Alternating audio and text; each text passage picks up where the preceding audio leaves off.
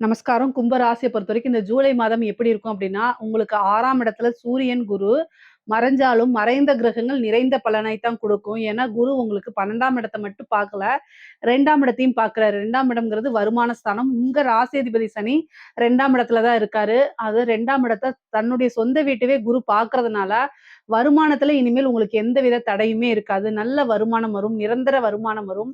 தொழில் மூலியமா நல்ல லாபங்கள் கிடைக்கும். தொழில் ஸ்தான அதிபதி 4ஆம் இடத்துல இருந்து தொழில் ஸ்தானத்த பார்க்குறாரு. செவ்வாய் பார்க்குறாரு. அதனால தொழில் மூலியமா நல்ல லாபம், நிரந்தர வருமானம், புதுசா தொழில் தொடங்குறதுக்கு ஏற்ற காலமாக இது இருக்குது. அதே மாரி 7ஆம் இடத்துல சுக்கிரன் இருக்குது.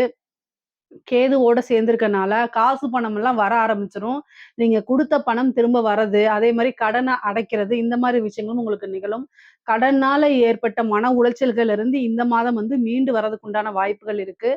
5ஆம் இடத்துல இருக்கக்கூடிய புதன் நல்ல அதிர்ஷ்டத்த குடுக்க போறாரு. திடீர்னு ஒரு அதிர்ஷ்டம், எதிர்பாராத வகையில சொத்து சேர்க்கை, பூர்வீக சொத்துக்கள் இருந்த பிரச்சனைகள்லாம் நீங்கும். இந்த மாரி ஏதாவது ஒரு அதிர்ஷ்டம் இந்த மாதம் இருக்கு. சூரியனும், குருவும் சேர்ந்து 6ஆம் இடத்துல இருக்கனால, ஹெல்த் இஷ்யூ மட்டும் வராம பார்த்துக்கங்க. எவ்வளோ பிரச்சனைகள் வந்தாலுமே சமாளிக்க முடியும் அப்படிங்கக்கூடிய எண்ணத்த அதிகமாக வளர்த்துக்கணும்.